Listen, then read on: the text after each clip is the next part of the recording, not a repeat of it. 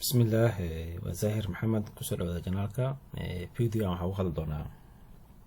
عشركين كواد وحاواي إنك هذا ديتي إنتريج إحنا قابك ديت اللي وصو حري مركي أجوجنا سبيسس فيديو كوري هوردا وشغني كحربنا إنا وسمعنا ستيب باي ستيب مربنا إنا كبلانا هولا أدق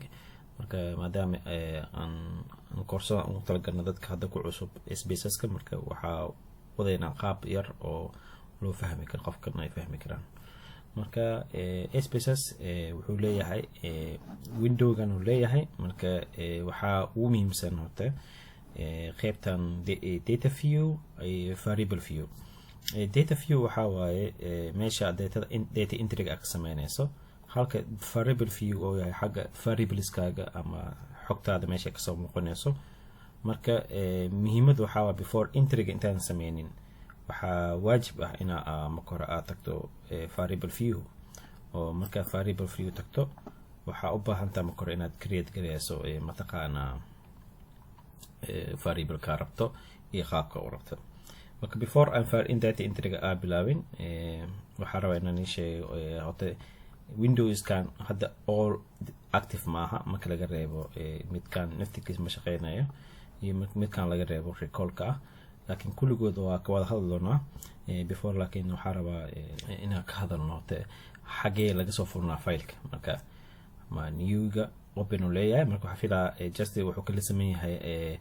kala sameeyahay application-ada kale sida Word-ka Excel-ka marka soo new leeyahay open u leeyahay so marka midkan waxa waaye just madaarabto kale xog cusub ah hadda inaad adiga soo xareyso waxa isticmaali kartaa data waxa kaloo jiro syntax jiro syntax-ka waxa waaye just waxa waaye syntax-ka waxa waaye qoraalo oo ama code-ka oo mataqaana oo adiga isticmaashay inaad meesha ku save gareysato marka ujeedku ugu weyn oo laga leeyahay waxa waaye ina حلها reproducible معناها research وهذه لعل leedahay qof partnership oo kale ama qof buuga wada diyaarinaysaan ama qof aad wada shaqeynaysaan waxa jiro marka steps-ka amarta code-kaaga inaad la share gareyso oo qofkana dhankiisa uu ka sameeyo macnaha hawsha qabatay iyo in adiga ahaantaada oo aad save gareysato si birka maal hadii aad rabto inaad project-gaas ku laabato ay waqti kaaga qaadina marka la sameeyo just code-kii aad save gareysato aad isticmaasho oo ay noqoto qaab keed ah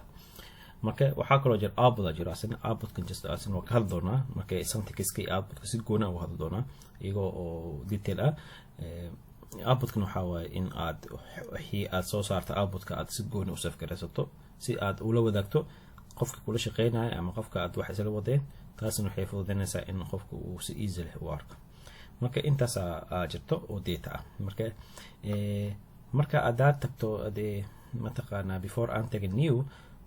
okay waxa kaloo jira san open jiro oo waxa isticmaali kartaa sida mid ah hadii aad xog hore u haysato oo kale inaad soo furto oo kale marka open-ka waa fiirin doonaa waxa jiro mataqaana sample data jiro oo SPSS-ka mataqaana oo hore ugu save gareysan yahay marka sample-kaas wuxuu ka caawinaa inaad ku practice gareyso hadii lacala xog ay kugu diyaarsan xogtaas maadaama ay ku diyaarsaneen waxa isticmaali kartaa sample data isticmaali kartaa si aad ugu practice gareyso marka sample data-dana waa arki doonaa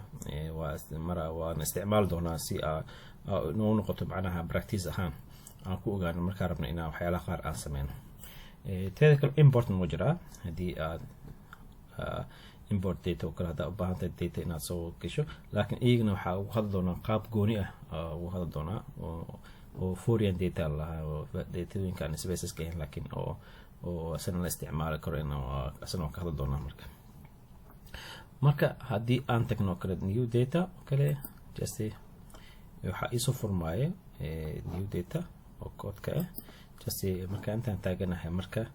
su'aalahan variable-ka koowaad ka bilaabaysaa su'aalahan maxaa rabtaa inaad qorto sida caadiga sample-ka ugu horeeyo macnaha ama normal xogta badan aan la sameeyo research-ka badana ID ka bilaabata oo kale hadii ID qorayso kale just ID leeysa ID marka ID dhahdid almost meeshan waxba ku soo galay xogta marka xagan marka tagto data view already waxaad dareemaysaa in variable-ka oo id-ga active yahay. waxaa ku laabananaa variable view ku laabananaa. variable view markaan taaganahay just waxaa waa variable view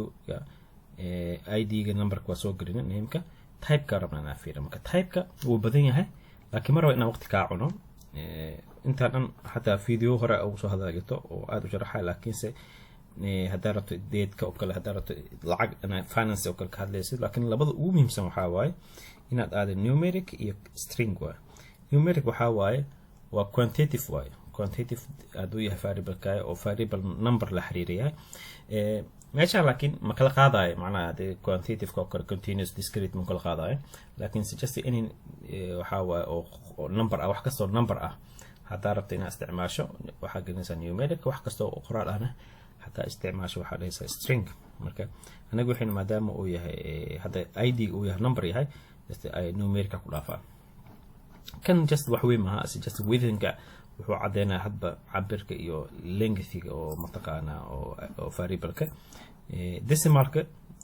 waxaa waaye jajab ma u baahan tahay. hadda id-ga oo kale jajab u baahno maadaama oo decimal u baahno, maadaama uu yahay waxaa waaye discrete waaye, ma ahan wax oo mataqaana oo continuous ma aha. marka decimal uma baahnid. marka waxaa dhahe just 0 dhahe. sababtan waxaa waaye hadda markaa xakantay oo kale aad dhaho kale 1001 oo kale, macnaha haddii aad dhaho decimalka isticmaala just wax micno ma sameynaysa, maxaa yeelay decimalka id-ga discrete ma ahan continuous ma aha. marka wax oo micno oo sameynaa ma leh. marka waxaa fiican inaad iska saarto sidoo kaa baxo. xaggan waxaa waaye marka sidii lacala aad rabto inaad magac dheer u bixiso ama aad rabto inaad su-aal u yahay oo research ama qorayso, marka labelkan waxaa ku qoraysaa wixii macluumaadkaaga ah oo adiga variable-kaas matalayo. tusaale ahaan oo kale inaad dhahdo karo id of the student maybe adiga of the student waa dhihi kartaa, oo waxay cadeynaysaa variable-kaaga waxa uu yahay macnihiis. xaggan values-ka hadda micnaha nooma fadhiiso, maxaa yeelay hadda variable-kan values ma lahan, laakiin example kala isticmaali doonaa values-kan kasoo soo laabanayna. okay missing-kan wuu jiraa. just missing hadduu yahay oo maqan yahay, badanaa missing-ka waxaa waaye waa sida lagu dayaa, laakiin dadka qaarkood waxay qoraan 999 camal qoraan inay aqoonsadaan dee rabaan, ama just 1111 ama just 0000. haddaba waxaa ka dhigi kartaa adiga waxa adiga ku aqoonsanayso oo waa gelin kartaa, laakiin hadda wax muhiim weyn maaha, waa sida ku tagi karnaa. column-kan just waxaa waaye cabirka column-ka qaabka uu noqonayo waaye, isna wax weyn maaha. kana just muuqaalka waaye oo asagna marka data entry aan sameyno arki doonaa waxaa marka datadaada ma asanta ka soo noqonin, left-ga ma kasoo right ma kasoo noqonin. marka meeshaan measurement muhiim waaye. measurement wuxuu ka saacidaa hadhoodii markii aad rabto inaad visualization ka sameyso. waxaa ognaadee mataqaana measurement wuxuu ku fiican yahay visualization-kiisa waa gooni hadduu yahay continuous oo kale, iyo hadduu uu yahay discrete, hadduu yahay ordinal, hadduu yahay nominal, hadduu yahay macnaha graphics waa la kala isticmaalaa. iyo xagga frequency markuu continuous yahay waxaa isticmaalnaa summarize isticmaalnaa. xagga markuu yahay mataqaana countable oo yahayna waxaa frequency isticmaalnaa. marka hadda waxay ka saacidaysaa qaabka analyzing-ka u sameynayso variable-ka asalkiisu wuxuu yahay inaad cadeyso. maadaama id yahay, id just waxa waa number waaye. marka wax ugu soo dhow scale waa qaadan karna. qaybtan roolka waxaa waaye just muhiim weyn ma aha, laakiinse badanaa inputka la iskaga daa. laakiin haddaa rabto inaan kala qaado kale targetka oo kale dependent variable-ka independent variable-ka, ama anaa rabay inuu kusoo muuqdo oo kale mataqaana analyzing-kaaga nana dhihi kartaa. ama qaybtan partition-ka oo kale iyo split-ka oo kale waa more advanced waaye. badanaa markii model-ka la sameynaa la anfaca oo xogta markay continuous tahay ayaa lagu kala jiraa, laakiin haddii hadda macno weyn kuma fadhiso. marka maadaama aad just beginner aad taagana. okay marka inta aan sameyno hadda hal variable la xareeyo, waxaa isku daya variable labada xareena oo just ka duwan macnaha aan continuous ahayn. maybe waxaa dhihi karnaa maybe sex dhihi karnaa, oo waxaa rabnaa inaan lab ididig wuxuu yahay inaan ogaano. marka lab ididig markuu yahay mataqaana uma baahnin mataqaana just waxaa dhihi karnaa string dhigi karnaa just waxaa gelin karnaa marka xaggan waxaa dhigi karnaa just sexiga marka uma baahna just waxaa dhigi kartaa maadaama sexiga uu yahay mataqaan continuous maaha waa just waa marka ordinal maaha ordinal waxaa dhigi karnaa waxyaalo oo macnaha oo kala sareen u leh macnaha variablekan sexiga kala sareen ma lahan oo dadku wada sameeyeen male iyo female marka maadaama isaas tahay nominal la qaadanayno okay salahan hadda waxaa qaadan karnaa level oo aan u jeedno levelka maadaama uu yahay just numeric xataa waxaa isticmaali karnaa values da values isticmaalaysa macnaheedu waxaa numeric waay waxaa qasbantahay inaad bedesho xataa suu oo string yahay laakiin da values isticmaalaysa waxaa isticmaali doonaa 1 2 3 isticmaalay markaas waxaa qasbantahay inaad ka dhigto string ka bedesho oo numeric ka dhigto marka xagga marka imaado waxaa tagaynaa okay level of education aan dhahaynaa level of education so maybe xaggan da imaano just values as meelina maadaama aad arabna inaan kala qeexino oo maadaama data entry inoo fudaado waxaa qasbantahay inaad marka hore questionnaire samaysato marka questionnaire samaysanayso waxaa sameynaa value samaysanaya tusaalahaan one oo kale waxaa dhahaysaa one waxaa dhahay kusaro kale primary oo kale okay waxaa kaloo dhigi kartaa just one sorry xaggan waxaa dhigaysaa two maybe secondary school way then waxaa dhahaynaa okay 3 university okay kasaas dhaano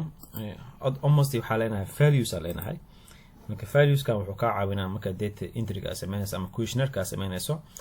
meesha markasta aqoon lahayd mataqaana primary secondary iyo university aqoon lahayd waxaa isticmaali kartaa just a number oo 1 2 3 isticmaalata taas way data entry ga fududeynaysaa waqtiga ka baxay marka hadhowday arki doonaan qaabka oo labelka ugu bedelno values ka oo numberka oo fiirin doonaa marka just can lahno right just darabto laakiin marka level of education maxaa waa marka kala sareena jir marka qofka high school ka wuxuu ka sareeyaa qofka primary qofka university wuxuu ka sareeyaa qofka mataqaana high school ka marka meeshaas waxaa jira ranking jira marka maadaama oo ranking jiro kala sareen jiro waxa bedelaynaa waxa ka dhigaynaa ordinal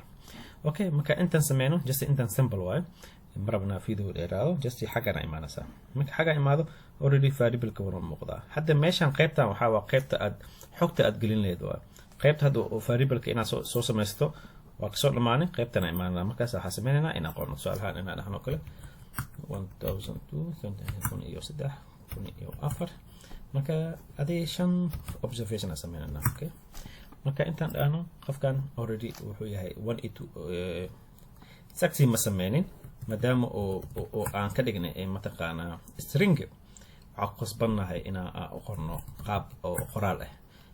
inaan value mu sameyn marka maybe waxa dhigi karnaa male maybe female okay mumkin ta imaado xagga marka imaadid waxa dhigi karnaa level of education oo kale 1 okay maybe 2 maybe 3 hadda number ahaan u gelinay laakiin waxa u qorsan label u qorsan oo hore u soo sheegnay primary secondary iyo university marka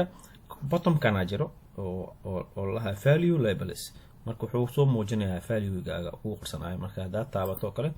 wuxuu ku soo saarayaa labelkiisa marka aniga waxaan kula talinayaa hadii oo markaas oo ina string iska daaso xataa markay sexy tahay waxa fiican ina male iyo female aad number ka dhigato si oo kugu fudaato macnaha waqtiga ka baxayo marka just waxa dhigi kartaa just ina imaado marka just male and just 2 ama just 0 dhahdaate hadba adig code kita isticmaal kartaa macnaha sameynaysa just 0 and 1 ama 1 and 2 just 1 2 there okay sorry okay just 1 2 female okay intaan ka dhaalin just okay there marka already value waa soo geliyay hadda markaad ku laabto waa ujeedaa ada taabto kale wasbada sorry waxa ilo ina bedelo string ka bedelo just aan ka dhigo numeric okay just okay waa bedelo just okay hada soo saxa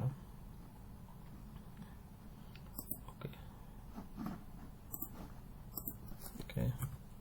1 2 2 1 okay hada u bedelmay marka hada saasa marka fiican ina sameeyso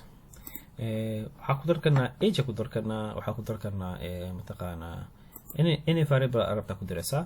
marka laakiin waxaa ka hadli doonaa qeybaha dambe oo faahfaahinaya inaan ka hadalno recordingka oo kale inaan sameyno oo kale values labelkaas oo kale waxyaalo badan oo markaas data management ah. laakiin waxaa filaa hadda intaan waxaa qeybta oo data entryga qaabka loo soo geliyo data entryga. marka hadda u baahan tahay markaas waxaa sameynaysaa save aa dhehaysaa, waa save garaysanaysaa. just waxaad tagaysaa mataqaanaa in email aa rabta inaad ku save garaysato, magaca aa ku qoraysaa, waxay dhihi kartaa maybe sample aa dhihi kartaa ama variables aa dhihi kartaa. just xaggaan aa ujeedaa wuxuu ku weydiinaa nooca datada u rabto, just saafa ku joojinaysaa, kadibna waxaa dhehaysaa save. intaas waa ku save garaysamaya. maadaama haddaa raba inaan save garaynin, dabada kale waxaa jiro meesha markaad tagto data sample aa jiro oo haddaad tagto welcome dialog waxaad tagaysaa meeshan sample data jiro oo aad u badan oo aan marqaar isticmaali doono xagga exampleska ku isticmaali doono.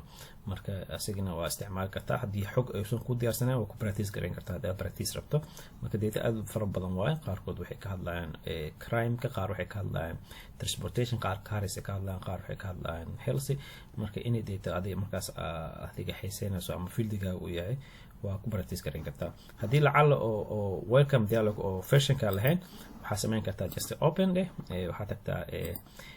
waxaa tagi kartaa mataqaanaa programming fileka tagaysaa. programming file markaa tagto just waxaa tagi doontaa dan IBM. marka IBM tagto waxaa tagi doontaa samples, kadib waxaad dooran doontaa luqadda rabto, maybe English badan aa qaadan doonaa. markaas xaggana ka heli doontaa variable datasetka oo sampleka ah waa rabto isticmaal kartaa oo practice garan kartaa. okay, marka intaan aan kusoo gabinaynaa qaybta data entryga ah. waxaa sameyn karnaa markii oo sessionka qaybtan koowaad dhamaano just practice sameyn doonaa